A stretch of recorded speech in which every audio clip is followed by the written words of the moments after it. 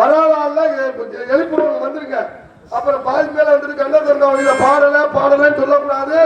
இப்பே பாட்டா நீ கேட்டுக்கலாம். நல்லா இருக்க. முதல்ல ஒன்னேதான் சொல்லணும். உனக்கு தான் சொல்லணும். என்ன தொடர்ந்தா ஒளி இல்லை